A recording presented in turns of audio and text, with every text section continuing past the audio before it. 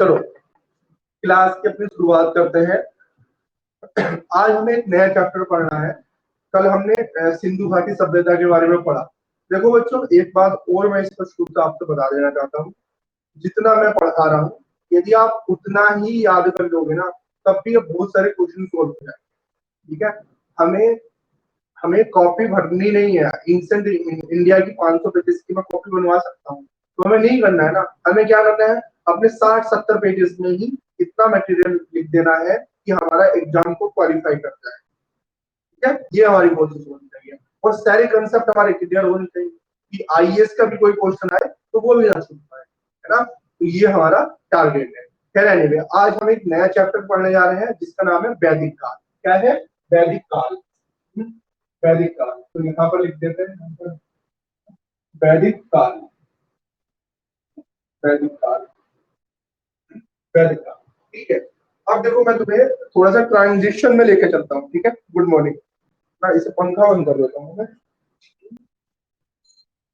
अब देखो, अभी हमने सिंधु घाटी सभ्यता के बारे में पढ़ा। ठीक है, अब हम पढ़ने जा रहे हैं वैदिक सभ्यता के बारे में पढ़ने जा रहे हैं, है ना। वैदिक सभ्यता के बारे में पढ़ने जा रहे हैं। अब तुम्हें एक बात नोटिस करनी है, ये ट्रांजिशन देखना है। क्या है कि जब भी एक चीज से दूसरी चीज में परिवर्तन हो रहा है तो किन चीजों में परिवर्तन हो रहा है ना। यदि आप इन परिवर्तन का अध्ययन करना सीख गए तो आप एक चैप्टर से दूसरे चैप्टर में कैसे लिंक बैठता है ये भी करना सीख जाएंगे। तो अब हम समझते हैं कि किस प्रकार से सिंधु घाटी सभ्यता में ऐसी क्या चीजें हुई हैं, वो परिवर्तित हुई है और वो वैदिक सभ्यता में चेंजेस हो गई है। यानी कुछ चीजें ऐसी थी जो सिंधु घाटी सभ्यता में थी लेकिन वैदिक सभ्यता में नहीं मिलती, तो मैं उन चीजों के बारे में बताता हूँ। अब मैं आपसे पूछना चाहता हूँ, सिंधु घाटी सभ्यता एक ग्रामीण सभ्यता थी या एक नगरीय सभ्यता थी? पहले मुझे एक बात का जवाब दो, जल्दी बताओ। वैदिक सभ्यता, सिंधु घाटी सभ्यता कैसी सभ्यता थी? नगरीय सभ्यता थी। ठीक है, नगरीय सभ्यता थी, है ना। अब मैं ये बात बोलने जा रहा हूँ कि ये जो वैदिक काल है यानी कि वैदिक संस्कृति है, ये जो संस्कृति है आपकी ग्रामीण संस्कृति। कैसी है? ग्रामीण संस्कृति है। क्या है बच्चों? एक ग्रामीण संस्कृति है ना। ब्लेजर थे वैदिक वाले। ठीक है, अभी मैं बताता हूँ क्या है सब कुछ, अभी हम डील करेंगे इन चीजों पे। फिर क्या है आपका वैदिक काल कैसी संस्कृति थी? ग्रामीण संस्कृति। अब आपने ये बात सुना है कि अगर मान लो इस आज के समय से तुलना करो, क्या तुलना करोगे कि आज के समय हमारे देश में देखा जाए, हमारे देश में पूरे विश्व में शहर है, बड़े बड़े शहर है। दिल्ली बड़ी बड़े, बहुत बड़ा है Delhi. Tokyo, New York, London, Dubai, इतने बड़े बड़े शहर है, इतनी अच्छी व्यवस्था है। सेम उसी तरह की व्यवस्था है। हालांकि इतने बड़े बड़े शहर बिल्डिंग तो नहीं होगी, लेकिन काफी मात्रा में एक सुदृढ़ नगर थे, जैसा हमने डिस्कस किया था, है ना। 90 अंश के कोण पर सड़कें काट रही हैं, है ना, पक्की रोड है, इस तरह की चीजें थी। अब ये इतने सारे नगर, आज के नगर हट जाए और नगर के बाद एकदम से गांव में रहने लगे लोग। अमेरिकन, है ना, न्यूयॉर्क के लोग गांव में रहने लगे, दिल्ली के लोग गांव में रहने लगे। तो भाई ऐसा क्या हो गया, है ना, कि एकदम से ही लोग क्या बोलते हैं, शहर से गांव में आ गए। उसके बारे में मैंने आपको कल बताया था कि सिंधु घाटी सभ्यता का पतन क्यों हुआ। उसमें सबसे बड़ा मेन रीजन क्या था? क्या था? पर्यावरण, पर्यावरण असंतुलन या पारिस्थितिकी असंतुलन। ये मेन रीजन था जिसकी वजह से सिंधु घाटी सभ्यता का क्या हो गया? पतन हो गया। और पतन हुआ, ठीक है। अब पतन होके वो ग्रामीण सभ्यता के रूप में चेंज हो गई। ये बात हमने पढ़ी। एक दूसरा रीजन ये भी माना जाता है कि सिंधु घाटी सभ्यता के पतन का कारण आर्यों का आगमन था। ये आर्य कौन थे, कहां से आए थे? ये मैंने आपको पहले इंट्रोडक्शन की क्लास में ऑलरेडी बता चुका। आर्य कौन थे ना, आर्य के बारे में मैंने क्या बताया था। अगर मान लो, ठीक है बच्चों, मैं ये मैप बनाता हूँ पूरे विश्व का, इस तरह से, है ना, पूरे विश्व का मैप बनाते हैं।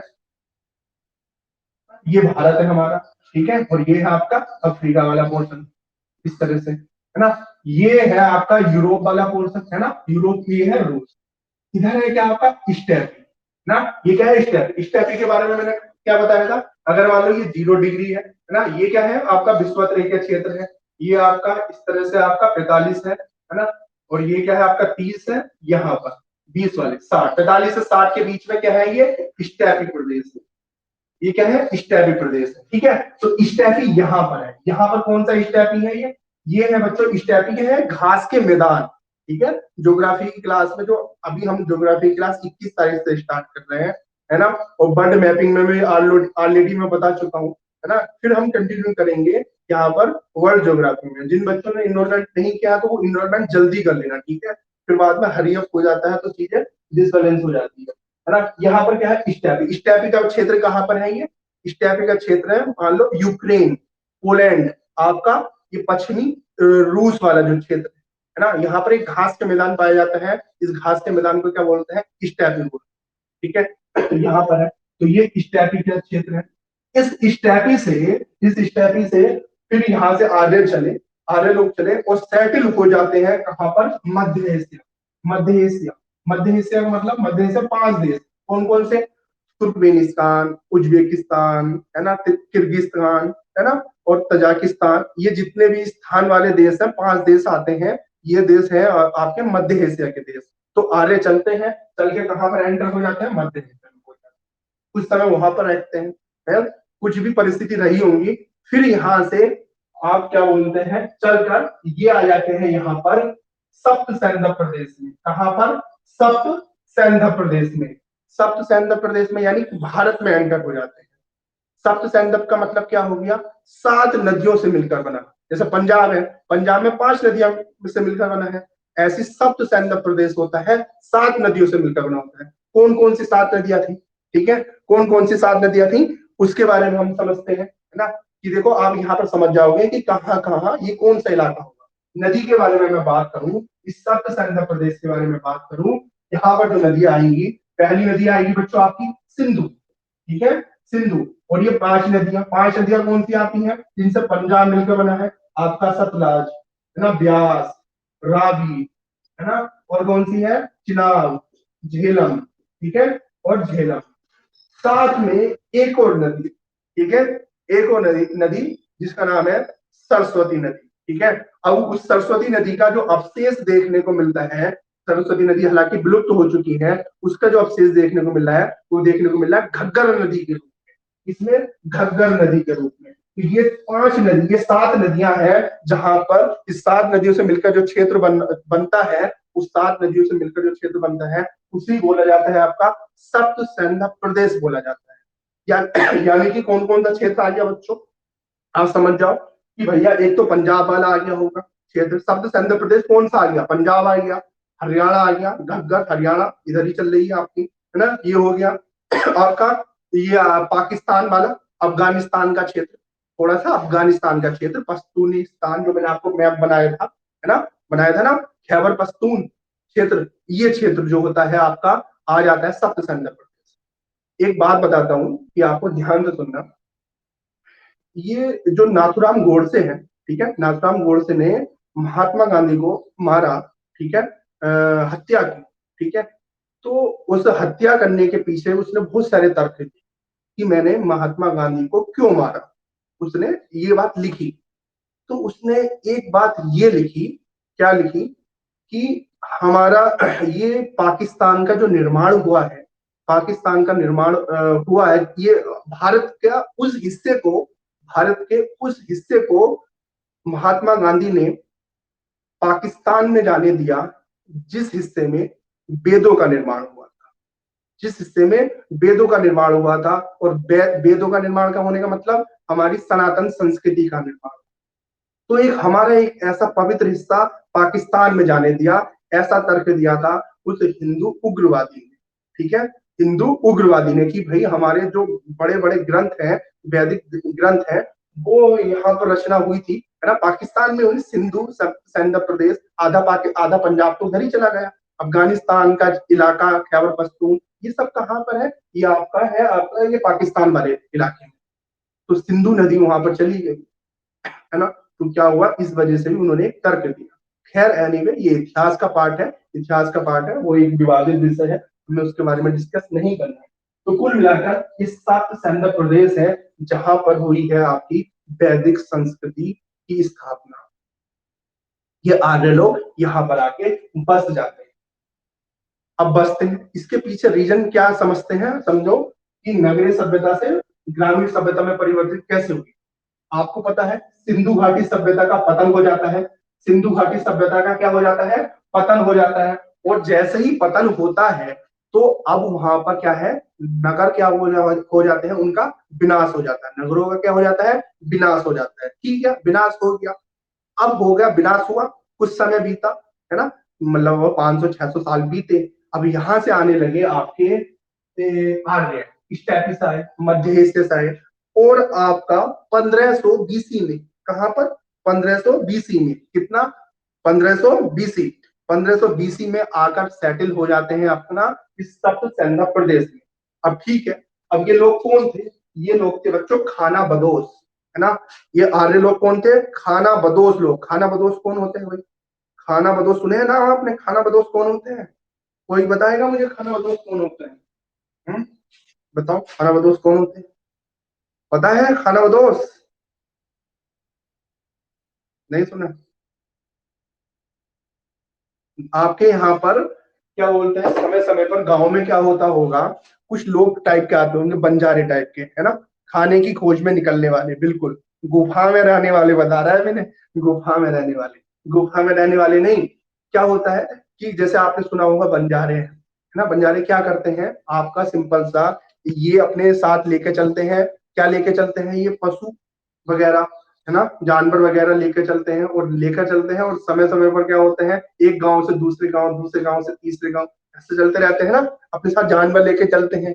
इस टाइप के लोग होते हैं। सुना है नाम? चलो सुना है, सुना ही होगा, आशा करते है ना। ठीक है, तो ऐसे लोग होते हैं। तो ये क्या होते हैं, अपने साथ पशु लेकर चलते हैं, गाय, है ना, बकरी, इस तरह की चीजें साथ में लेकर चलते हैं। तो ऐसे ही लोग थे आपके ये आर्य लोग। ठीक है, आर्य लोग थे, और ये आए एक तरह के जंगली टाइप के लोग। ठीक है, जंगली टाइप के लोग थे, बिल्कुल कुछ भी, मतलब समझ लो एक असभ्य टाइप के लोग थे। ठीक है, ये लोग आते हैं और यहाँ पर क्या बोलते हैं, 1500 में, 1500 बीसी, 1500 बीसी में कहां पर आ जाते हैं, ये सब आंध्र प्रदेश में आते हैं। अब क्या बोलते हैं, देखो आपने सुना होगा, ठीक है, क्या सुना है? अब क्या है, आपने सुना, ऐसी लैंग्वेज का यूज मत करना, ठीक है सुखविंदर, थोड़ा सा कंट्रोल, है ना, कंट्रोल। ठीक है, हाँ, वैदिक काल क्या बोलते हैं, देखो इस वैदिक काल को दो भागों में डिवाइड किया जाता है। इस वैदिक काल को आपने सुना होगा, वैदिक काल दो भागों में डिवाइड कर सकते हैं। पहला क्या है आपका, एक है ऋग वैदिक काल, पहला क्या है, ऋग वैदिक काल, और दूसरा है उत्तर वैदिक काल। सुना होगा नाम, वैदिक काल और उत्तर वैदिक काल। नहीं सुना है तो अभी सुन लो। ठीक है, क्या है आपका, ये जो वैदिक काल है, इसे हम दो भागों में यूज कर सकते हैं, ऋग वैदिक काल और उत्तर वैदिक काल में यूज कर सकते हैं। जो ऋग वैदिक काल है, इसका जो टाइम पीरियड है बच्चों, वो है आपका 1500 से, आप दिखाई दे रहा है ना यहाँ, नहीं दे रहा? ठीक है, इसका जो टाइम पीरियड है वो है 1500 बीसी से आपका 1020। ठीक है, 1020। दूसरा जो है आपका उत्तर वैदिक काल है, इसका जो टाइम पीरियड है, इसका टाइम पीरियड है 1000 बीसी से आपका 600 बीसी, 600 बीसी। ठीक है, ये दो टाइम पीरियड है। अब हमें इसी टाइम पीरियड के आधार पर इस वैदिक काल को पढ़ना है कि भाई ऋग्वैदिक काल 1500 बीसी से 1000 बीसी, उत्तर वैदिक काल 1000 बीसी से 600 बीसी तक, है ना, ये हमें पढ़ना है। ठीक है, इस तरह से हमें पढ़ना है। अब मुझे एक बात यहाँ पर समझना है, ध्यान से समझेंगे, ठीक है बच्चों, भाई ये चीज समझेंगे कि ये जो 1500 बीसी से 1000 बीसी तक जो रहते हैं, 1000 बीसी तक रहते हैं आपका, ये रहते हैं सप्त सेंटर प्रदेश। ठीक है, यानी कि ऋग वैदिक काल, कौन सा, ऋग वैदिक काल का जो भौगोलिक विस्तार रहता है वो सप्त सेंटर प्रदेश में रहता है। लेकिन जैसे ही उत्तर वैदिक काल आता है, यानी कि 1000 बीसी से 600 बीसी का जो टाइम पीरियड आता है, यानी कि उत्तर वैदिक काल आता है, अब आर्य का विस्तार होना शुरू हो जाता है। और आर्यों का विस्तार यहाँ पर होते होते गंगा नदी के क्षेत्र तक चला जाता है। कहां पर? गंगा नदी के क्षेत्र तक चला जाता है। अब बात करते हैं, थोड़ा सा मैप को यहाँ पर बड़ा कर देते हैं, इस तरह से, ना।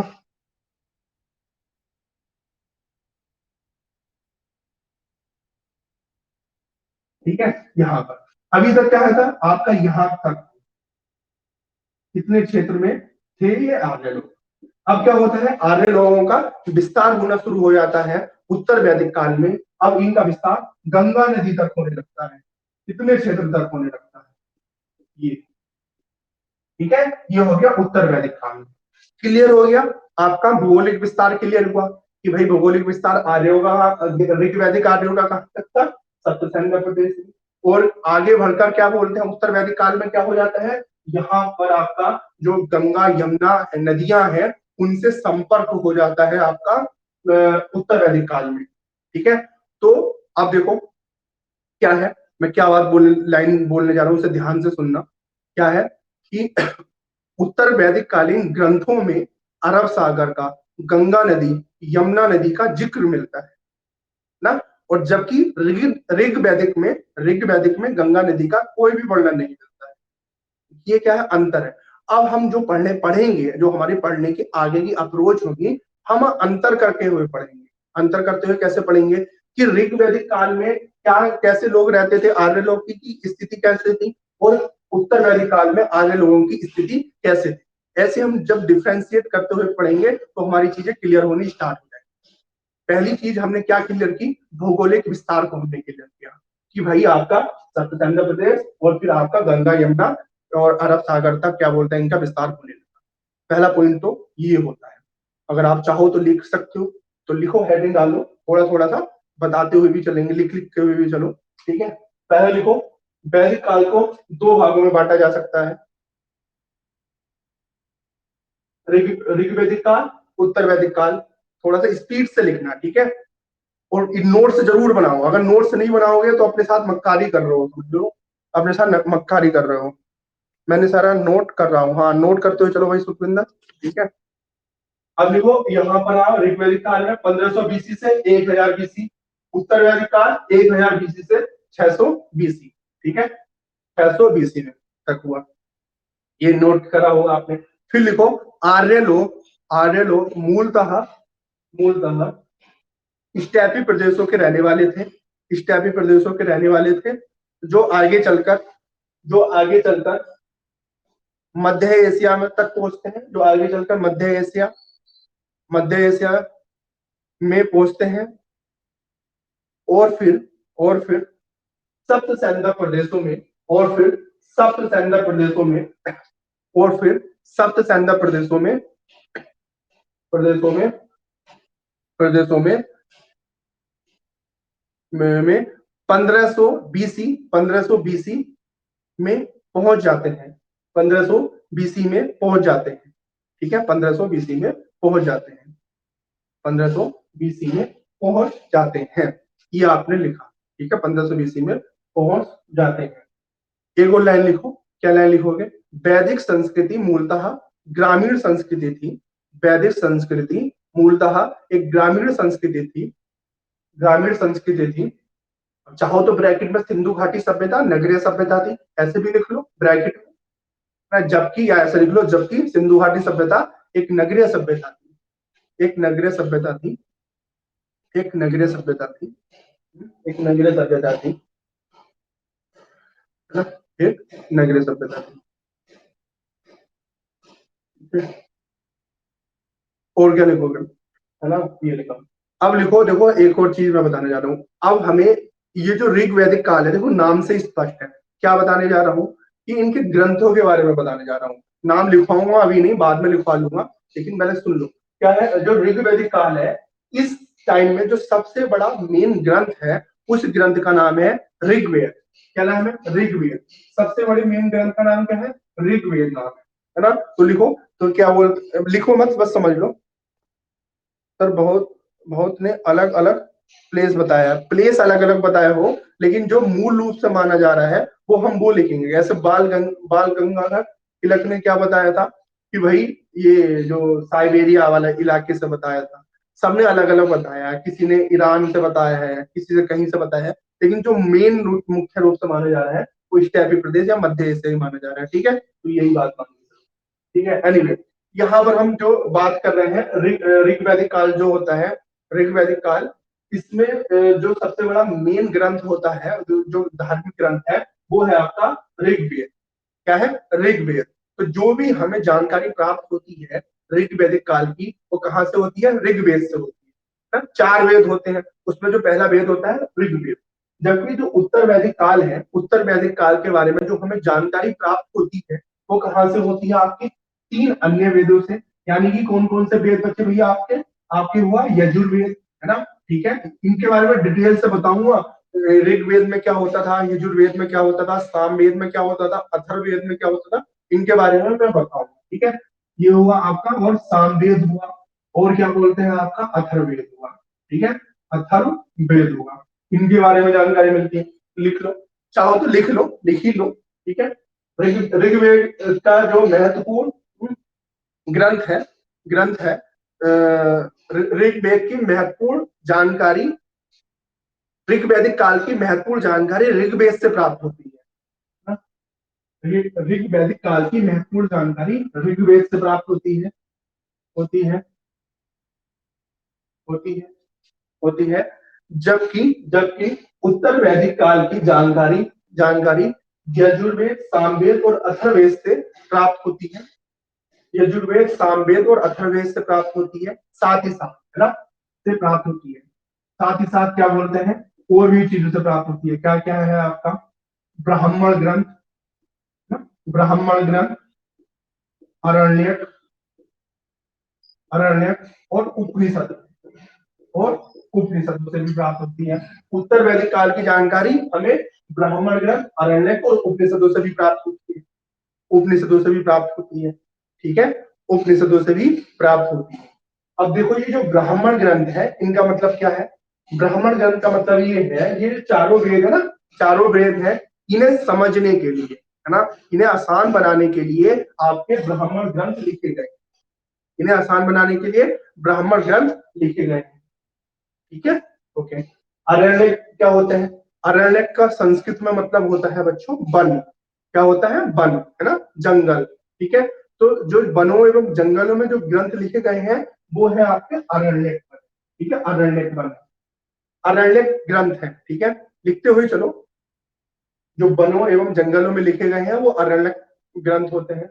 इसमें बेसिकली तत्व ज्ञान, है ना, तत्व ज्ञान और मीमांसा के बारे में वर्णन मिलता है। इसके बारे में अभी मैं बताता हूँ, तत्व ज्ञान क्या होता है। तत्व ज्ञान एवं मीमांसा के बारे में वर्णन मिलता है, मीमांसा के बारे में वर्णन मिलता है, वर्णन मिलता है, ठीक है, वर्णन मिलता है। और फिर आपको उपनिषद होते हैं। उपनिषद क्या है? उपनिषद बेसिकली दर्शन पर आधारित होता है। उपनिषद दर्शन है ना, दर्शन है, जो कि ना, दर्शन है जो कि जो कि जो कि आत्मा, आत्मा एवं ब्रह्म का संबंध बताते हैं, जो कि आत्मा एवं ब्रह्म का संबंध बताते हैं, जो कि आत्मा एवं ब्रह्म का संबंध बताते हैं, जो कि आत्मा एवं ब्रह्म का संबंध बताते हैं, ठीक है। अब हम इसके बारे में समझ लेते हैं, क्योंकि मैं संस्कृत लिटरेचर पढ़ता हूँ तो मुझे थोड़ा बहुत इनके बारे में जानकारी है, तो मैं आपको बता सकता हूँ क्या है, ठीक है। देखो, ये तत्व ज्ञान क्या होता है? ये तत्व ज्ञान मीमांसा आगे चलता है, ये दर्शन के रूप में परिवर्तित हो जाता है, ठीक है। कैसे इनका एक क्रम चलता है, जैसे यहाँ से हमने ज्ञान लिया, फिर ज्ञान का अध्ययन किया, है ना, अध्ययन को आसान बनाने के लिए हमने ब्राह्मण ग्रंथों की रचना की, ठीक है, ब्राह्मण ग्रंथों की रचना की, और इन ब्राह्मण ग्रंथों में भी अगले लिखे गए, उन्हें क्या, अभी रुको, जैसे ये थोड़ा भी बहुत सारी चीजें भाई, तुम थोड़ा सा अपना ज्ञान को अभी रखो, अभी इससे आगे की तरफ है हम। ये तो तुम वनडे एग्जाम की तैयारी करते हो ना, तो इसलिए बता रहे हो कि बस गुरु के पास बैठकर किया गया ज्ञान ही क्या है, उपनिषद है। अभी मैं तुम्हें और बहुत सारी चीजें बताने वाला हूँ, देखिए पहले ध्यान से सुनो, फिर बस सुनो, बस अभी अभी बताओ मत, सुनो, ठीक है। अगर कुछ चीज छूट जाती है तो फिर बताना, ठीक है। जैसे ब्राह्मण ग्रंथ है ना, ब्राह्मण ग्रंथ क्यों लिखे गए? आपके जो वेद है, वेदों को समझने के लिए लिखे गए ब्राह्मण। अरण्य क्या होता है? इस तत्व एवं मीमांसा के बारे में बात करते हैं ना। अब इन्हें रटने के लिए तो आप रट सकते हो, तत्व एवं मीमांसा का जिक्र मिलता है आपका अरण्यक में, जो कि जंगलों एवं वन में लिखे गए। लेकिन ये एक्चुअली होता क्या है ना, ये एक्चुअली होता क्या है, हमें इसके बारे में समझना है, ठीक है। ये एक्चुअली होता क्या है, हमें इसके बारे में समझना है कि भाई ये तत्व एवं मीमांसा होता क्या है। देखो बच्चों, ध्यान से समझना, ये तत्व एवं मीमांसा होता क्या है। जैसे मान लो हमारा जो शरीर है, ठीक है, तो हमारा शरीर बहुत सारी चीजों से मिलकर बना हुआ होता है। क्या से मिलकर बना होता है? ये 5 तत्वों से मिलकर बना होता है। तत्व है ना, तत्व के बारे में बात कर रहे हैं, है ना। तत्व क्या हो गए भाई? देखो हमारा शरीर है ना, हमारे शरीर में अग्नि है ना, अग्नि है। हमारे शरीर में पानी है, जल है। हमारे शरीर में वायु है ना, वायु भी है। हमारे शरीर में आकाश, आकाश का मतलब स्पेस भी है हमारे शरीर में, ठीक है, स्पेस हो गया। ऐसे 5 तत्व होते हैं, इन 5 तत्वों से हमारा शरीर मिलकर बना हुआ है, ठीक है। पृथ्वी भी एक तत्व है, पृथ्वी का मतलब क्या हो गया? मिट्टी, ठीक है।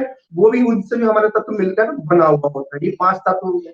इसके अलावा 25 तत्व के बारे में जिक्र मिलता है सांख्य दर्शन में।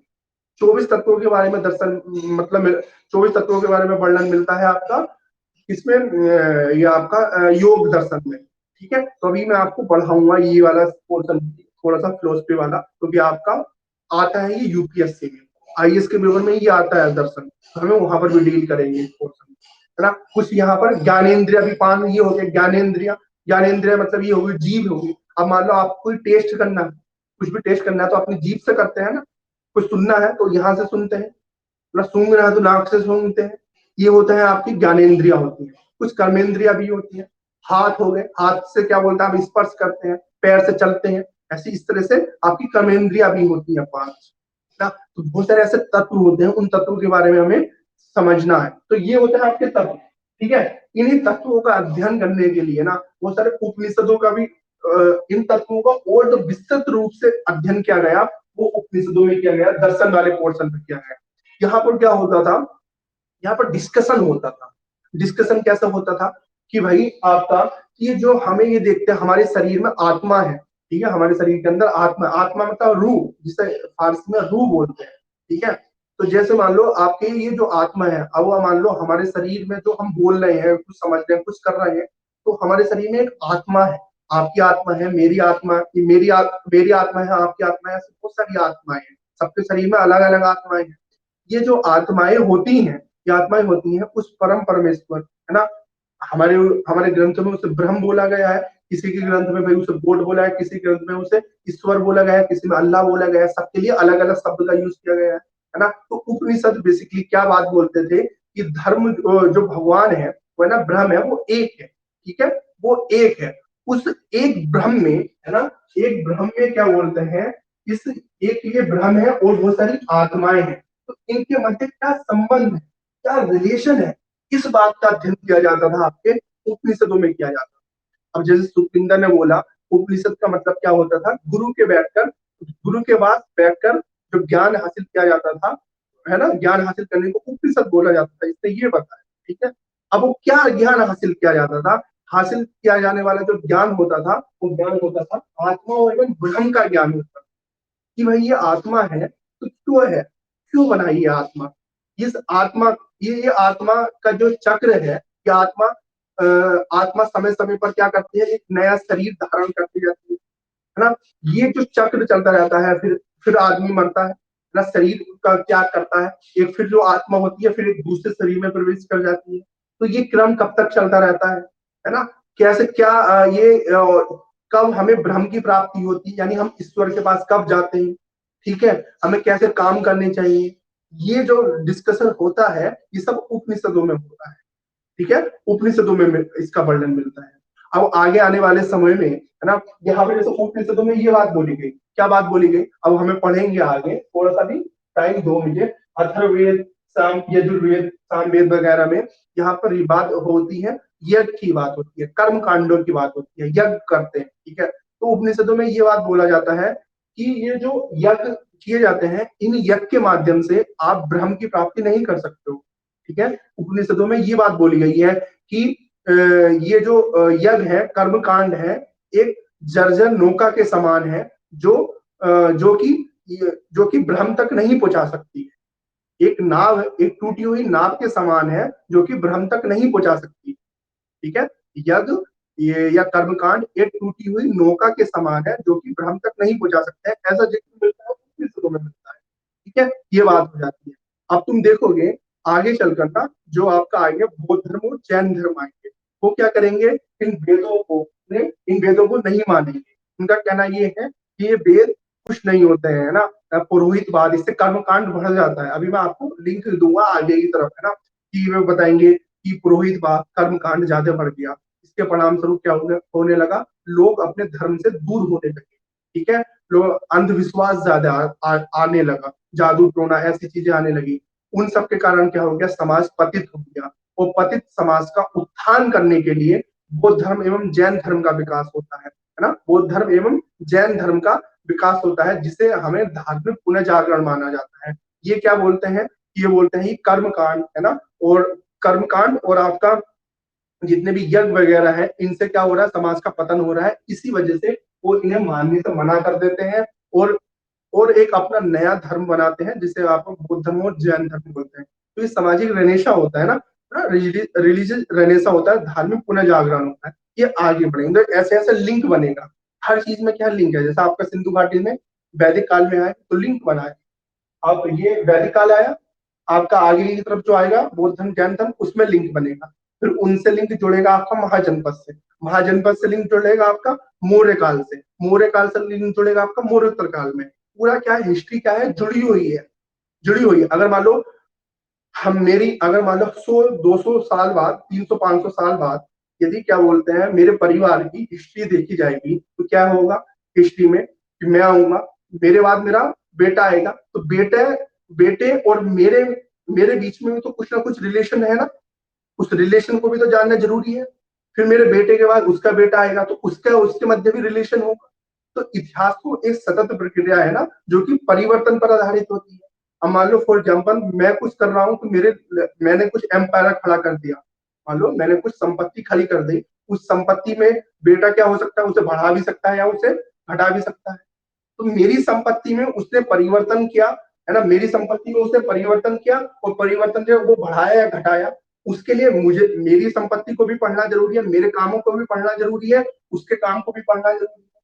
फिर हम उससे पढ़ेंगे, फिर आगे पढ़ने के लिए उसके भी लड़का आएगा, उस लड़के ने उसकी संपत्ति में क्या कहीं वृद्धि की या कमी की, ऐसे तो पढ़ेंगे ना। तो एक पढ़ा, दूसरा पढ़ा, तीसरा पढ़ा, हमने क्या पढ़े, चेंजेस पढ़ते हुए चलेंगे कि भाई उसने क्या चेंज करे, उसने क्या चेंज करे, उसने क्या चेंजेस करे। ये तो हिस्ट्री है, इतिहास का अध्ययन ऐसे तो करा जाता है। लोग बाग कैसे पढ़ाते हैं, लोग बाग ऐसे पढ़ाते हैं, खड़े हो जाओ भाई, लिखना शुरू कर दो, समझाना शुरू कर दिया और ये बढ़ाना कर दिया, सिंधु घाटी पढ़ा दी, वैदिक काल पढ़ा दिया। जब तक आप उनके मध्य चेंजेस को नहीं समझोगे, तब तक आप नहीं पढ़ पाओगे, नहीं समझ पाओगे। ठीक है, अब हम क्या कर रहे हैं, हमने वैदिक काल में भी चेंजेस पढ़ रहे हैं। कैसे चेंजेस पढ़ेंगे, ऋग वैदिक काल कैसे उत्तर वैदिक काल में परिवर्तन हुआ। ठीक है, अभी मैं आपको बहुत सारी चीजें बताऊंगा। क्या बताऊंगा कि भाई देखो, ऋग वैदिक काल में जाति प्रथा नहीं थी, उत्तर वैदिक काल में जाति प्रथा आ गई, ये चेंज हो गया। ऋग वैदिक काल में महिलाओं की स्थिति बहुत अच्छी थी, उत्तर वैदिक काल में महिलाओं की स्थिति कमजोर होने लगी। उसका एग्जाम्पल मैं बताऊंगा। सभा एवं समिति में महिला पार्टिसिपेट करती थी, है ना, आपका सभा एवं समिति में महिलाओं का पार्टिसिपेशन रुक गया, ये बताऊंगा मैं आपको। ठीक है, बहुत सारी चीजें में आपको पता चलेगा। राजा की स्थिति यहाँ पर अभी पता स्पष्ट नहीं थी, यहाँ पर राजा की स्थिति स्पष्ट हो जाती है। पहले राजा को कोई टैक्स नहीं दिया जाता था, मर्जी होती थी दो या मत दो, उस टैक्स का नाम बलि था। फिर चेंज होकर क्या बोलते हैं, अब टैक्स देना जरूरी हो गया, ये चेंज है। ये क्या कर रहे हैं, हम चेंज पढ़ रहे हैं। अगर मान लो एक चीज से दूसरी चीज को लिंक करके पढ़ोगे, तभी आपकी पढ़ाई होगी, यही है असली हिस्ट्री, है ना। तो इसमें रटना नहीं है, समझना। अब मैं इतनी अच्छी हिस्ट्री क्यों पढ़ा दे रहा हूँ तुम्हें, इसके पीछे लॉजिक तो होगा, अगर मान लो कुछ ना कुछ तो लॉजिक होगा। क्योंकि मैंने हिस्ट्री को एज ए कुछ समय एक इंटरेस्ट के रूप में लिया, और मैंने उसे पढ़ा। पहले मैंने सोचा मैं इसे ही ऑप्शनल बनाऊंगा सबसे शुरुआत के रूप में ना, हिस्ट्री को ऑप्शनल।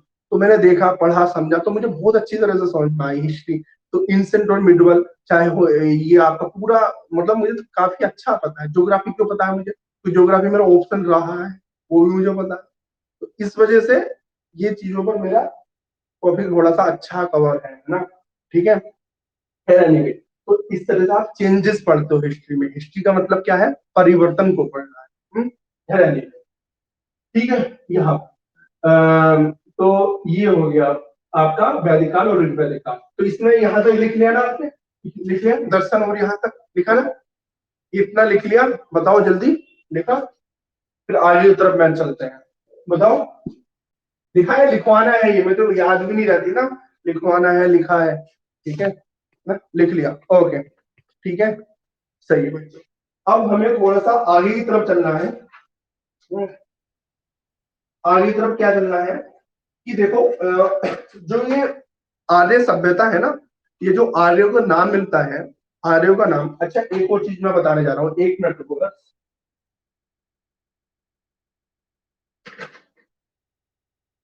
ये देखो, जैसे तुमने सुना होगा, थोड़ा सा तुम्हें और बताता हूँ, ये चीजें तुम्हें कोई नहीं बताएगा, इसलिए नहीं बताएगा क्योंकि एक होता है ना, बताने वाले बता भी सकते हैं, ठीक है, ऐसी बात नहीं है कि नहीं बताऊंगा, बताने वाले बहुत लोग बताते हैं, लेकिन क्या बोलते हैं आप अपने जो माइंड का स्तर है ना वो थोड़ा सा ज्यादा व्यापक करो। व्यापक कैसे करो? देखो मैंने अभी तुम्हें एक बात बताई कि आर्य लोग कहाँ से आए हैं, आपका स्टैपी प्रदेश से आए हैं। स्टैपी तो एक आपका पूर्वी यूरोप का पार्ट हो गया ना, पूर्वी यूरोप का पार्ट हो गया। अब तुम्हें आपको एक बात पता है, बहुत सारे शब्द जो होते हैं वो अंग्रेजी, हिंदी, जर्मन ना, इन सब में एक है, इन सब में एक है। जैसे संस्कृत में, ठीक है, जैसे आप क्या बोलते हैं, क्या माता को संस्कृत में क्या बोलते हैं? मात, है ना, मात, ऐसे चलता है ना, मात्र बोलते हैं। पिता को क्या बोलते हैं? पितृ बोलते हैं, ठीक है, यही तो बोलते हैं ना। ठीक है, मैं भाषा विज्ञान बता रहा हूँ, एक मिनट को, और भी बहुत सारे शब्द बताता हूँ तुम्हें क्या बोलते हैं। देखो शब्दों में कैसे सिमिलरिटी चलती है ना, ये देखो, ये सब संस्कृत का पार्ट है, भाषा विज्ञान है ना, संस्कृत का पार्ट है, तो इसलिए थोड़ा सा देखो समझो, मैं तुम्हें अभी बताता हूँ, तुम क्या होगे कि सर ने क्या चीज बताई है, बस एक मिनट रुको, उन शब्दों के बारे में तुम्हें बताता हूँ, कौन कौन से शब्द थे।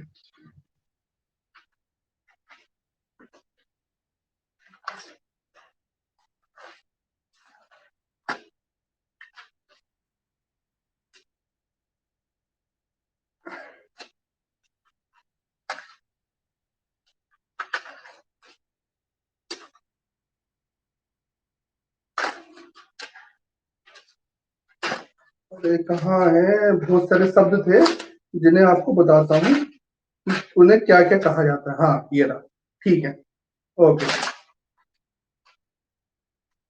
देखो जैसे मान लो आपको पिता कहना है, ठीक है, आपको पिता कहना है, तो पिता को कैसे कैसे क्या क्या शब्द बोला जाता है उसके बारे में हम जिक्र करते हैं, डिस्कशन करते हैं, ठीक है।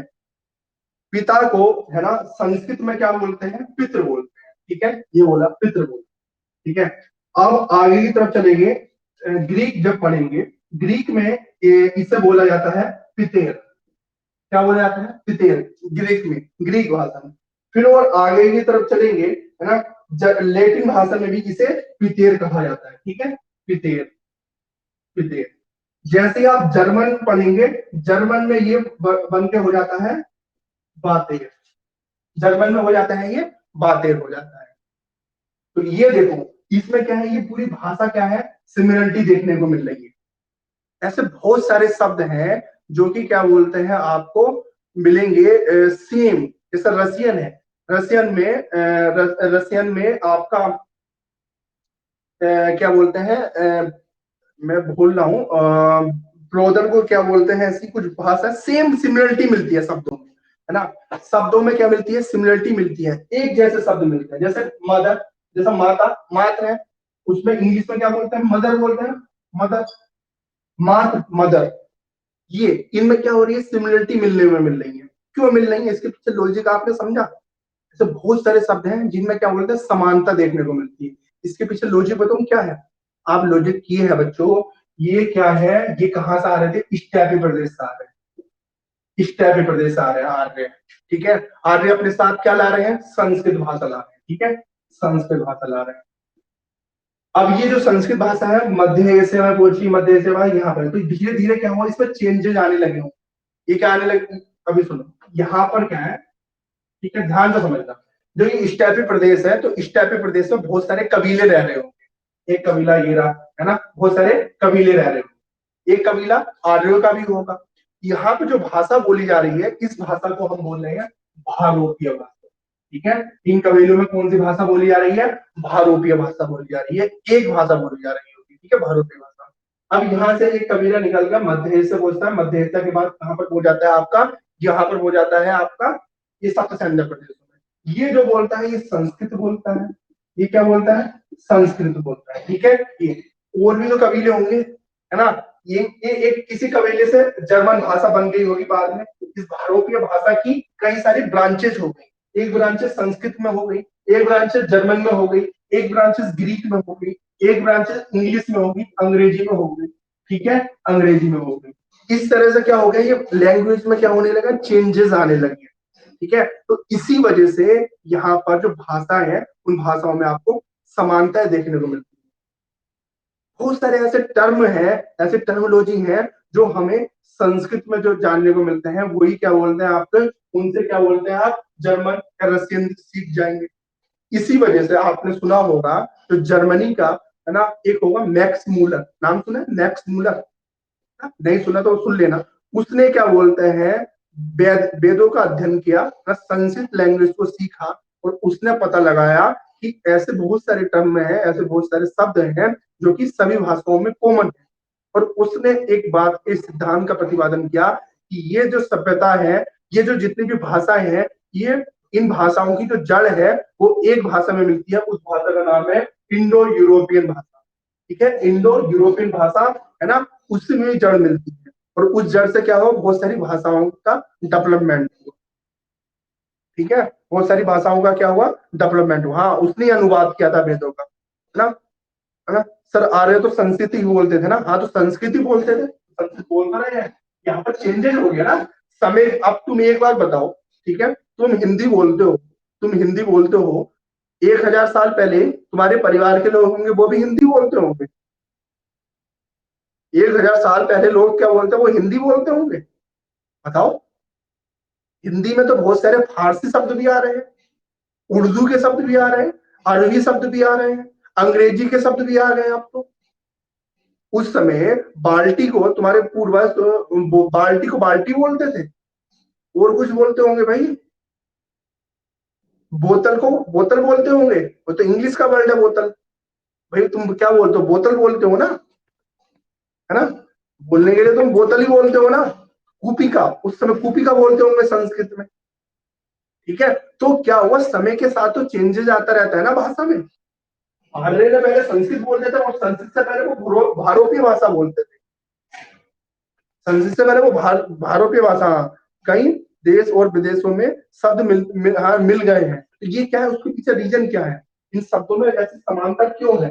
समानता इस वजह से है, पहले भारोपीय भाषा बोलते थे, कुछ समय क्या बोलता चेंज हुआ, और शब्द आए, और चेंज हुआ, और शब्द आए, सेम शब्द होकर फिर ये संस्कृत बनती, और फिर संस्कृत से क्या बनती है आपकी, हिंदी बन जाती है।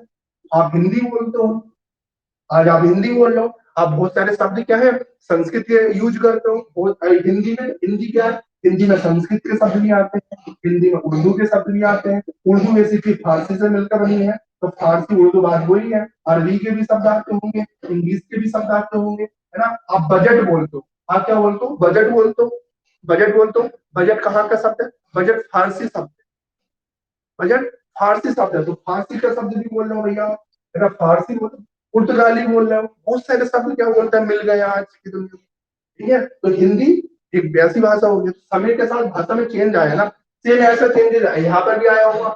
यहाँ पर जर्मन बोल रहे हैं तो जर्मन वाले भी क्या बोलते हैं, धीरे धीरे चेंजेस आ रहे होंगे यहाँ पर भी, ठीक है, धीरे धीरे चेंज आ रहा है। इस तरह से क्या बोलते हैं आप, क्या बोलते हैं देखोगे वहां पर चेंजेस आते हैं लैंग्वेज। तो इसका मतलब क्या निष्कर्ष निकल के आया, निष्कर्ष निकल के ये आया कि स्टैपी जो है ना, स्टैपी की वजह से क्या बोलते हैं, सभी लोगों के भाषा, सभी लोग क्या बोलते हैं, पहले एक ही जगह रहते थे, और एक जगह रहते थे, और धीरे धीरे क्या हुआ, उनका अलग अलग जगह प्रसार होने लगा, ये वाली बात है। अब एक बात बताओ मुझे, हिटलर द्वितीय विश्व युद्ध में हिटलर ने किस चिन्ह का यूज किया, स्वास्तिक चिन्ह का यूज किया, और जो बच्चों यूज किया, ठीक है, यूज किया। ये तो हिंदू धर्म का भी पार्ट है, हिंदू धर्म में भी बनाया जाता है, स्वास्थ्य का चिन्ह बनाया जाता है ना, ठीक है। पता नहीं है, पता उनकी, देखो ना वहां पर जो हिटलर ने, जो उनकी वर्दी होती थी उस पर स्वास्थ्य का चिन्ह बना रहता था, आश्चर्य करना देखना, जो उनकी वर्दी होती थी वहां पर साइड में यहाँ पर बना रहता था स्वास्तिक का चिन्ह, है ना। हड़प्पा से मिला था, स्वास्थ्य का चिन्ह हड़प्पा से मिलता है, वो कंटिन्यू बनी रही ना वहां पर, वैदिक सभ्यता में भी बना रहा ये वाला सब, ठीक है, सिमिलरिटी मिल गई। तो इस वजह से क्या होता है आपका यहाँ पर इन सब का क्या हुआ, जोड़ हुआ, एक ही जगह क्या बोलते हैं ये मिलते हैं, है ना। वो अपने आप को क्लेम करता था आर्य है, हिटलर, पवित्र खून, हमारा ब्लड प्योर है ना। यहूदियों को अलग मानता था, इस वजह से होलोकास्ट किया उसने, इजराइल बना, उसके पीछे क्या है, सब ये कहानी जुड़ी हुई है ना। हाँ, बांधता था हिटलर, ये रीजन है ना। तो ये क्या है बच्चों, ये भाषा का विकास होता है ऐसे ना, नोटेड ऐसे होता है। खैर एनीवे, अब क्या बोलते हैं, अभी मैंने तुम्हें सप्त सैंदव का नाम लिखवाया ना, सप्त सैंदव का, तो इसमें लिखो सप्त सैंदव में 7 नदियां, तो 7 नदियों को, है ना, 7 नदियों को आपका वैदिक काल में अलग अलग नामों से जाना जाता था, और उनके नाम लिख लो आप, है ना। अभी थोड़ा सा समय बचा है, उनके नाम लिख लो, ठीक है। सिंधु को सिंधु के नाम से जाना जाता था, सिंधु को सिंधु के नाम से जाना जाता है, ठीक है आपका। अब आपको लिखना है बिपाशा, बिपाशा ब्यास नदी को बोला जाता है, ब्यास नदी को बोला जाता था, ठीक है। लिखते हुए चलो, उस समय शत्रुधि आपका सतलज नदी को बोला जाता था, सतलज नदी को। पुरुषणी, ये क्वेश्चन आते हैं, ठीक है। पुरुषणी आपका रावी नदी को बोला जाता था, रावी नदी को, ठीक है, रावी नदी को। वितिस्ता, वितिस्ता झेलम नदी को बोला जाता था, झेलम नदी को बोला जाता। अस्कनी आपका चिनाब नदी को बोला जाता था, चिनाब नदी को बोला जाता था, ठीक है। सरस्वती, आप गद्दर लिख लो, ठीक है, ये बोला जाता। तो ये क्वेश्चन आता है ना, इसे याद रखना है, ये तो बहुत आता है क्या पुरुषणी, ठीक है। अभी मैं आपको बताऊंगा कि क्या बोलते हैं, ये कम से कम 3 दिन की क्लासेस और चलेगी आपकी वैदिक काल की, ठीक है, 3 दिन की क्लासेस और चलेगी, तो इसलिए चलेगी क्योंकि ना मैं इसे थोड़ा अच्छे से पढ़ाऊंगा, क्योंकि यहाँ से क्वेश्चन आते हैं, ठीक है, यहाँ से क्वेश्चन आते हैं, उसे अच्छे से पढ़ाऊंगा। पुरुषनी में जैसे आपको आएगा एक अभी, कि ये सुदास नामक राजा था जिसने 10 राजाओं को हराया, और यह जो युद्ध लड़ा गया था पुरुषड़ी नदी पर लड़ा गया था, यानी रावी नदी के तट पर लड़ा गया था। ये आगे पढ़ेंगे आपको, जो कि भरत जनपद का राजा था। तो इस तरह से ऐसे मिलता है, ठीक है। तो ये नदियों के नाम आप लिख लो, क्वेश्चन आता है, ठीक है, ये क्या आता है, क्वेश्चन आता है, तो इसलिए ध्यान से लिखना है, ओके। तो ये होता है मैटर आपका। ऐसे ही आप क्या बोलते हैं, धीरे धीरे हम ऐसे ही आगे की तरफ बढ़ते हुए चलेंगे, ठीक है। अच्छा ये लिख लिया तुमने, लिख लो भौगोलिक विस्तार, ये लिखा तुमने कि 600 से ये वाला क्या है, 1500 1000 के बीच में सप्त सैंधव प्रदेशों में आर्य लोग रहते थे, ये लिखा, ये लिखा था। और फिर बाद में आगे चलकर वहां पर चले गए, ये लिख लिया था, ये लिखा। आगे गंगा और अरब सागर का परिचय हो गया, ये लिख लिया ना, सभी बच्चों ने लिख लिया, हाँ ठीक है ना। तो वो भौगोलिक विस्तार हो गया, ठीक है, वो आपका भौगोलिक विस्तार हो गया, यहाँ पर नदियों का नाम भी आपने लिख लिया। और कल क्या बोलते हैं, मैं आपको पूरा सा और डिटेल से बताऊंगा, ठीक है, और डिटेल से बताऊंगा। कल आपकी क्लास बहुत इंपॉर्टेंट होगी, उसमें मैं आपको ये वो चीज बताऊंगा कि 10 मंडल होते हैं, है ना, उसमें पहला और 10वां मंडल क्या है बाद में जोड़े गए हैं। आपका जो पुरुष सूक्त होता है जिसमें आपका 10वें मंडल में मिलता है, ये क्वेश्चन कई बार आता है। गायत्री मंत्र है वो तीसरे मंडल में मिलता है, जिसे जो विश्वामित्र के द्वारा लिखा गया। सूर्य की पूजा, यानी सूर्य का मतलब सावित्री, सावित्री है ना, उसकी स्तुति करने के लिए किया जाता है। तो जो भी कुछ चीजें हैं, जो इम्पोर्टेंट चीजें, वो मैं कल बताऊंगा। अर्थव्यवस्था कैसे थी, कैसे उसकी राजनीतिक व्यवस्था की, समाज कैसा था। अब हमने जो आगे पढ़ने का क्रम होगा बच्चों, ठीक है, देखो एक बता दूं, आगे हम कैसे पढ़ेंगे, ठीक है, आगे हम कैसे पढ़ेंगे, ऐसे पढ़ेंगे। सबसे पहले क्या बोलते हैं, मैं एक तरफ क्या बोलते हैं आपसे ऋग्वैदिक काल का लगाऊंगा, दूसरी तरफ आपका उत्तर वैदिक काल चलेगा। अंतर पढ़ते हुए चलेंगे। कैसे पढ़ेंगे इनका अंतर? पहले हम पढ़ लेंगे इनका क्या बोलते हैं विस्तार, तो पढ़े ये पढ़ लेंगे पहले क्या बोलते हैं, कुछ मूल बातें पढ़ेंगे, ठीक है, मूल बातें क्या क्या थी। फिर हम मान लो इनकी राज व्यवस्था पढ़ लेंगे, राज व्यवस्था कैसी राजनीतिक व्यवस्था थी, है ना, व्यवस्था। फिर हम क्या पढ़ेंगे, इनकी अर्थव्यवस्था पढ़ लेंगे, समाज पढ़ेंगे, धार्मिक बातें पढ़ेंगे, है ना। इस तरह से ऐसे यहाँ पर पूरा इसे डिवाइड करेंगे कि भाई क्या बोलते हैं, यहाँ पर राज्य का महत्व है, यहाँ पर राज्य का महत्व कम हो गया, ठीक है। अर्थव्यवस्था में देखेंगे यहाँ के ऋग वैदिक काल के लोग अभी लोहे का प्रयोग करना नहीं जानते थे, ठीक है। अभी भी यहाँ पर लोग पशुपालन पर ज्यादा ध्यान देते थे, लेकिन कृषि करना जानते थे। उत्तर वैदिक काल में क्या होता है, उत्तर वैदिक काल में लोहे का प्रयोग होना स्टार्ट हो जाता है, और जैसे लोहे का प्रयोग होता है कृषि के क्षेत्र में क्रांति आ जाती है ना। अब तुम लकड़ी से जोतोगे खेत और एक लोहे से जोतोगे खेत, लोहे के हल से जोतोगे खेत, तो कौन सा ज्यादा चलेगा, लोहे वाला चलेगा, फाइले का यूज करने लगोगे आप, है ना। तो इससे क्या होगा, कृषि के क्षेत्र में क्रांति आ जाएगी, और क्रांति आने के कारण क्या होने लगा, अब यहाँ पर जो पशुपालन पर बेस्ड थे, अब ये चेंज होकर कहाँ पर हो जाएंगे, कृषि पर हो जाएंगे।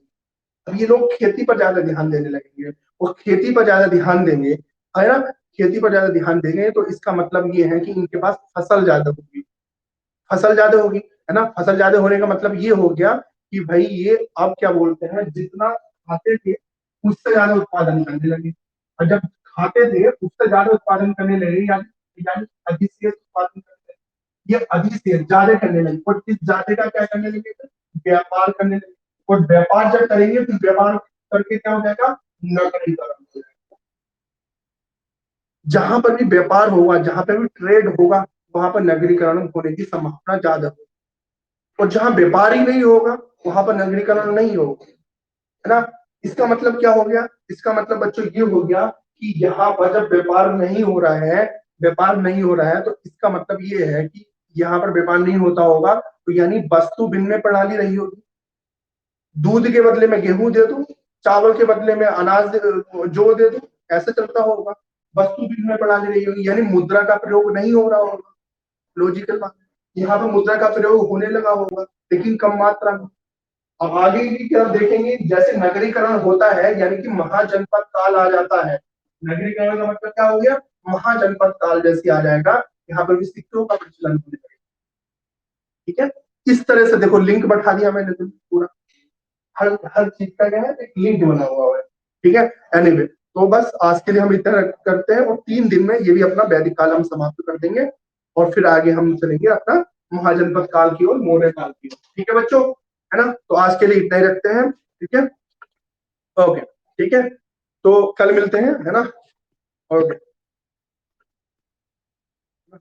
ओके, ठीक है भाई, थैंक यू।